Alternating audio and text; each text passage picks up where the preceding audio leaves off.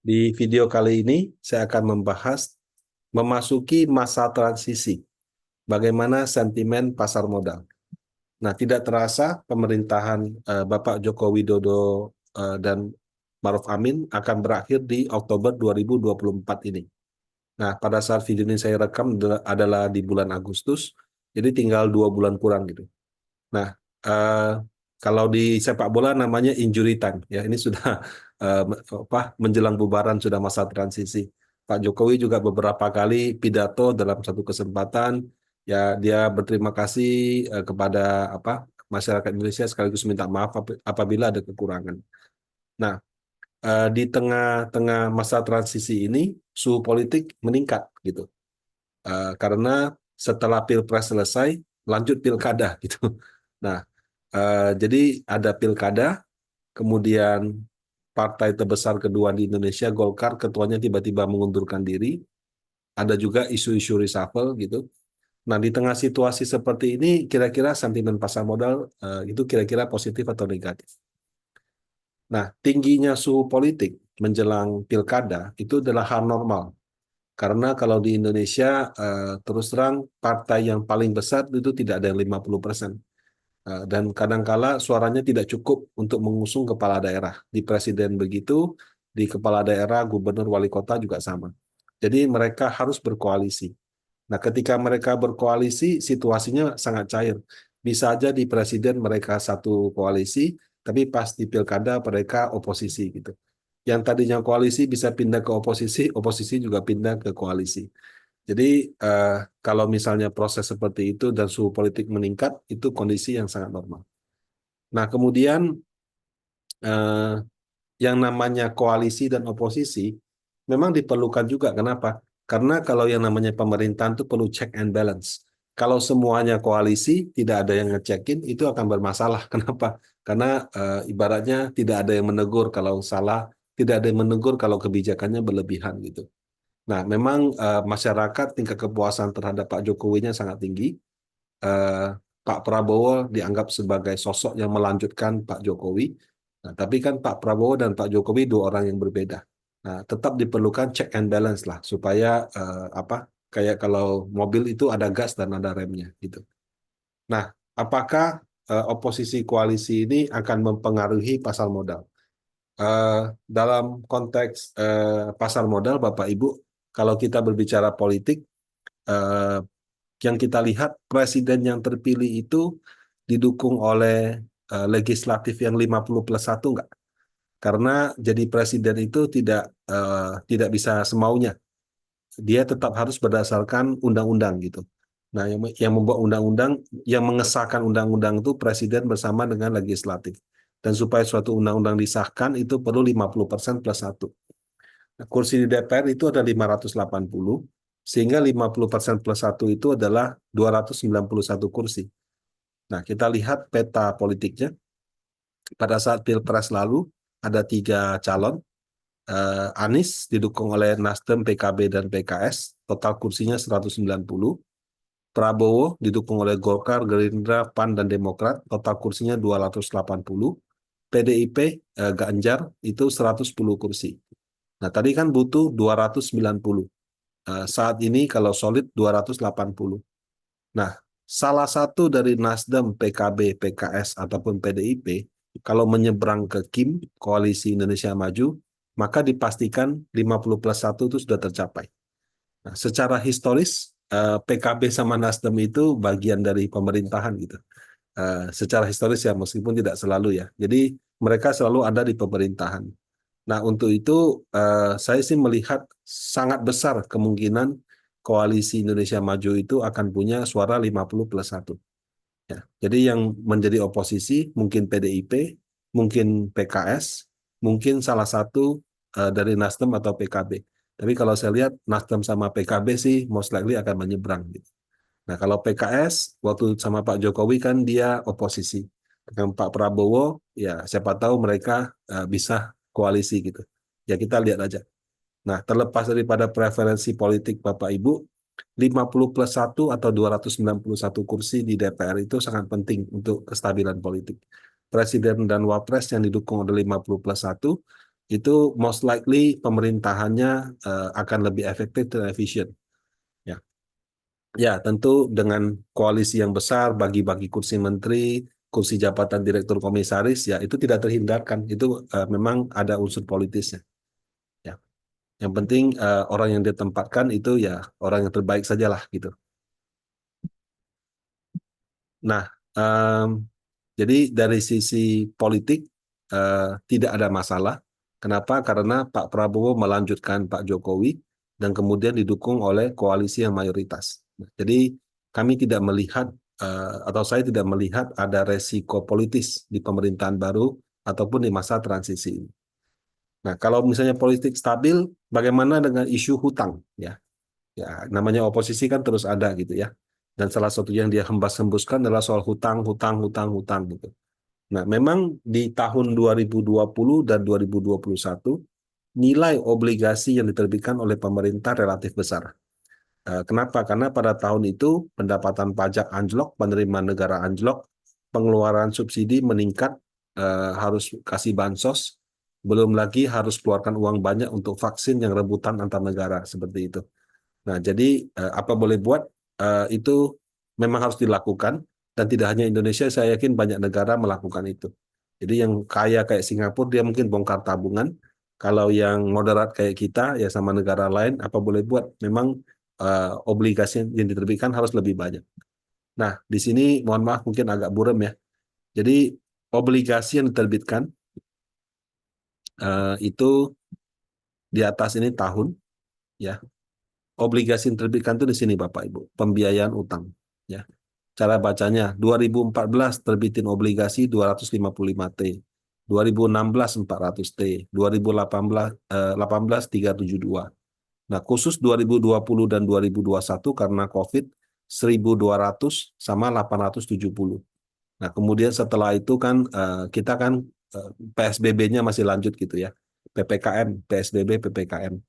Nah, ini masih 6.700-an triliun. Nah, baru di 2023 ke 400. Nah, untuk tahun depan diperkirakan 648 triliun. Nah, jadi obligasi yang jumlahnya agak jumbo di tahun COVID ini pada saat 2-3 tahun mendatang itu akan cukup menjadi beban gitu ya. Nah, kemudian kalau kita lihat 2022 sama 2023 itu sebetulnya apa namanya? Kita bersyukur ada booming harga batu bara gara-gara perang Rusia sama Ukraina. Kemudian harga batu bara naik diikuti juga dengan kenaikan harga kelapa sawit dan juga komoditas lainnya. Jadi pada saat booming komoditi Indonesia itu sangat diuntungkan. Kemudian 2023 itu ada apa namanya? Ada eh, terobosan baru dari nikel. Ya, dulu kita ekspor nikel mentahan, sekarang kita ekspor nikel olahan. Itu value-nya 1:30 gitu. Jadi dulu ekspor 1 billion, sekarang 30 billion. Tiga ekspor utama Indonesia itu adalah nomor satu kalau nggak salah batu bara, nomor dua kelapa sawit, nomor tiga nikel. Sesuai dengan harganya itu ganti-gantian. Dulu nikel sama sekali nggak ada. Ya, jadi ada apa? Ada terobosan barulah dari Pak Joko Widodo di apa hilirisasinya gitu. Nah, berkat itu eh, kalau kita lihat ya sebetulnya bukan nominal ya kalau kita berbicara ekonomi makro sama investor asing yang dilihat itu defisit APBN-nya. Jadi ada pendapatan, ada belanja, itu surplus atau defisit. Nah, kebanyakan negara itu pasti anggarannya defisit. Kenapa? Karena pendapatannya itu kan dari pajak, eh, dari cukai, gitu ya. Pengeluarannya itu nggak cuma sekedar gaji dan bangun infrastruktur, ada juga bantuan sosial, bantuan sosial. Jadi tidak seperti perusahaan. Kalau perusahaan kan keluarkan expense untuk mencari untung. Kalau pemerintah itu ada CSR-nya gitu, harus mengeluarkan dana untuk bantuan bansos yang lain. Sehingga umumnya itu pasti defisit. Nah, defisitnya yang diterima untuk Indonesia adalah 3% daripada pendapatan. Nah, angka defisitnya Bapak Ibu itu di sini, ya, defisit terhadap PDB. Nah, angkanya Kalau Pak Jokowi kan 2014 ya, 2%, 2,5%, 2,49, 2,5, sekian, sekian, sekian. Nah, memang pada saat pandemi kemarin 6 dan 4,5%. Nah, pada saat itu ada peraturan pemerintah pengganti undang-undang yang memperbolehkan seandainya defisit APBN di atas 3%. Nah, memang pada waktu itu terjadi di atas 3%, dan sebetulnya diberikan kelonggaran sampai 2024 itu baru boleh, maksudnya nggak boleh lebih dari 3%. Nah, berkat booming komoditi tadi, kita di tahun 2022 itu sudah di bawah 3% dan bertahan sampai sekarang gitu. Ya. Nah, jadi hutang itu akan menjadi masalah kalau defisit APBN-nya di atas 3%, Bapak Ibu. Nah, selama defisit APBN-nya di bawah 3%, itu tidak masalah karena itu tidak dilihat oleh asing sebagai resiko. Bahkan negara seperti India yang growth ekonominya lebih tinggi dari kita, defisit APBN-nya bisa sampai dengan 5%. Gitu. Ya, memang nggak ada standar sih berapa persen yang oke gitu ya. Nah, kemudian pada saat hutang yang jatuh tempo bisa dibayar. Yang namanya hutang selalu bisa di-refinance, Bapak Ibu. Di-refinance itu maksudnya obligasi mau jatuh tempo, menjelang jatuh tempo, penerbitnya, dalam hal ini pemerintah, menerbitkan obligasi baru lagi. Gitu.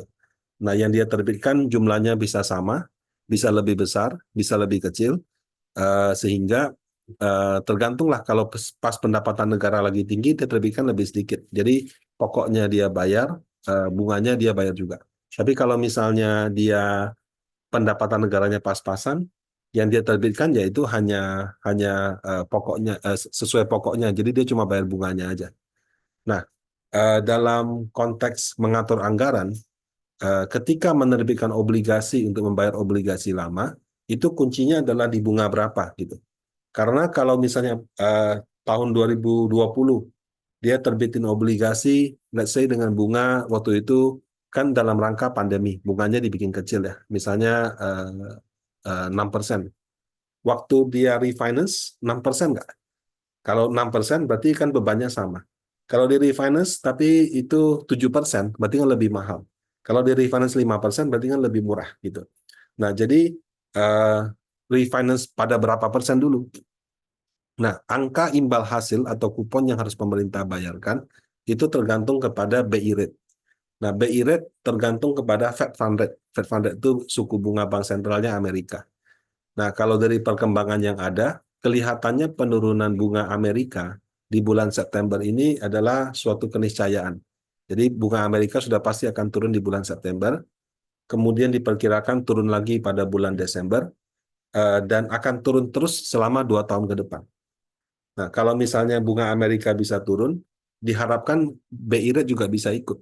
Kalau BI rate turun, biasanya pemerintah akan terbitin obligasi baru dengan imbal hasil sesuai BI rate pada saat itu, yang artinya bisa lebih rendah lagi. Nah, dengan kata lain, kalau Amerika Serikat turunkan suku bunga, ini good news. Bagi negara juga good news. Kenapa? Karena beban anggarannya lebih kecil. Nah, beban hutang ini akan menjadi masalah, ya, sekalipun hutangnya tidak bertambah besar, tapi kalau misalnya bunganya tidak turun-turun, selama bunga tinggi, pemerintah terpaksa harus refinance pada suku bunga yang tinggi. Nah, itu akan menyebabkan beban di APBN, sehingga defisit APBN-nya akan semakin membengkak. Gitu. Nah, jadi kuncinya kalau hutang ini adalah suku bunga akan turun atau tidak. Per Agustus 2024 ini sih, saya cukup yakin bunga akan turun. Walaupun keyakinan akan bunga turun itu sudah dari tahun 2023 ya. Ternyata tidak kejadian ya.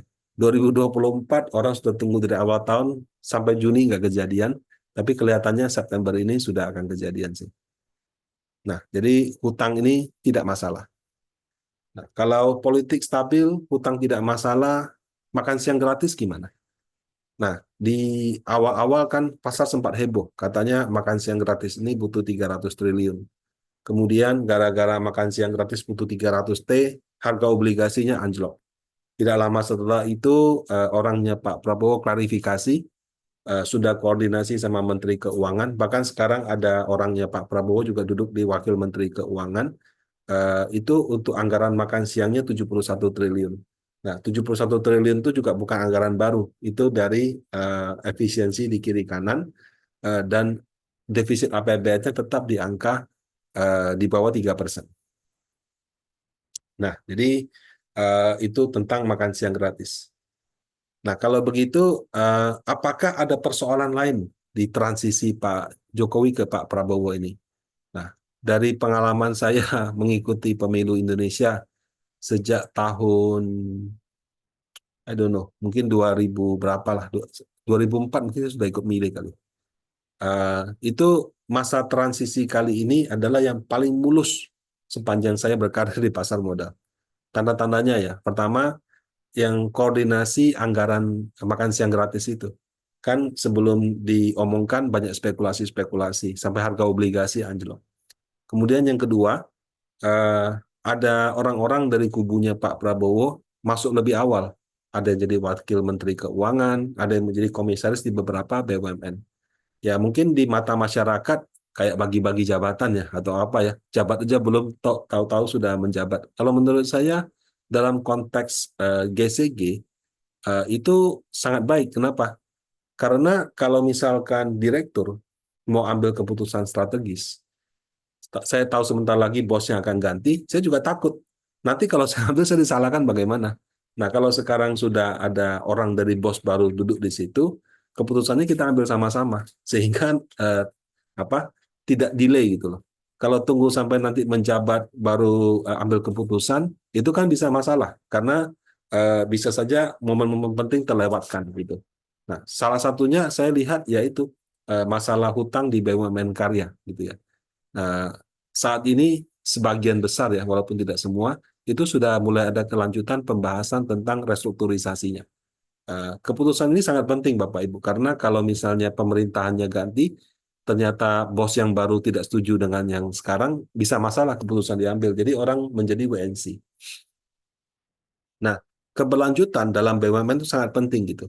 Nah, kebetulan nih saya ambil data tanggal 13 Agustus sampai dengan 16 Agustus ini harga saham konstruksi rally terus nih. Padahal tidak ada perbaikan yang signifikan pada fundamental. Eh, Ya ada yang bilang, oh IKN-nya jalan lagi ditambahin apa? Ada dana APBN yang cair sehingga apa gitu. Kalau menurut saya itu lebih kepada sentimen membaik bahwa ada kelanjutan pada pemerintahan, orang berani ambil keputusan, dan pada saat yang sama memang saham-saham karya di kita itu sudah jatuhnya anjlok banget gitu. Jadi mungkin ada technical ada rebound yang sifatnya teknikal. Tapi sekali lagi saham yang disebut sini bukan rekomendasi beli, jual atau tahan ya. Nah, kemudian kalau Bapak Ibu ikutin berita, Pak Prabowo ini sudah keliling-keliling dunia Bapak Ibu. Jadi awal-awal dia April dia ke Beijing, ketemu Presiden Cina, salah satu mitra besar kita. Habis itu mampir ke Jepang, kemudian mampir ke Malaysia, mampir ke Timur Tengah, habis itu ke Singapura, habis itu ke Yordania, kemudian ke Perancis, kemudian mengunjungi Olimpiade, kemudian juga Presiden Serbia, Turki, dan yang terakhir 31 Juli di Presiden Rusia, Vladimir Putin gitu. Nah, biasanya kalau presiden baru menjabat dia keliling gitu.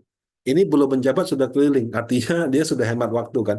Daripada baru menjabat keliling-keliling-keliling lagi.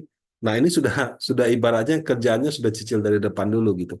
Nah, untuk itu saya lihat pembagian waktunya sangat efisien. Ya, paling untuk jadi presiden dia kunjungin Amerika yang belum dia samperin lagi seperti itu. Nah, jadi proses untuk membangun hubungannya sudah sebelum dia jadi presiden. Dulu mana ada? Ya harus dilantik dulu baru dia lakukan itu. Nah, kalau ini kan sebelum dilantik beliau sudah mewakili Indonesia bertemu dengan para pemimpin dunia. Nah, ini menurut saya sangat baik. Nah, yang terakhir saya lihat harga Pertamax itu naik dari 12.950 ke 13.700. Harga minyak kita itu semacam pertalite-nya minyak goreng yang tadinya 14.000 menjadi 15.700. Nah, kenaikan harga minyak ini memang bukan sesuatu yang positif gitu ya. Tapi dari sisi timing itu sangat baik. Kenapa? Karena hingga Agustus 2024 kita punya demand itu lemah gitu loh. Saking lemahnya demand, inflasi kita jauh lebih rendah daripada angka yang perkiraan yang 3%. Kita cuma 2 komaan. Nah, sehingga kalau mau menaikkan harga minyak, sekaranglah saatnya. Karena kalaupun inflasi kita meningkat gara-gara kenaikan harga minyak, itu inflasinya sangat rendah, jadi tidak akan membuat inflasi jebol. Gitu. Dengan menaikkan harga minyak seperti ini, subsidi pemerintah itu akan berkurang, sehingga APBN-nya itu lebih sehat. Nah, jadi dia APBN-nya lebih sehat ke depan. Kemudian pada saat yang sama, dari sisi inflasi nggak usah takut jebol gitu, karena sangat rendah sekali. Nah, APBN yang sehat, harga inflasi yang sudah kalau naik dari sekarang itu kan kayak karpet merah bagi Pak Prabowo dan Pak Gibran. Jadi mereka setelah terima dapatnya itu sudah yang enak-enak aja. APBN-nya sudah sehat, inflasinya naik bukan di zaman mereka. eh, Keputusan sulitnya yang ambil presiden sekarang gitu loh. Nah, jadi menurut saya ini transisi yang sangat mulus. Nah, jadi dari transisi yang sangat mulus ini, menurut saya ini menjadi suatu sentimen positif bagi pasar modal. Tentu di masa transisi, apalagi koalisi oposisi masih sangat cair, sudah pasti akan ada gejolak politik. Tapi ya selama makronya stabil, ya seharusnya untuk saham dan saham obligasi dan juga reksadana itu akan diuntungkan. Demikian pendapat saya, semoga bermanfaat. Terima kasih.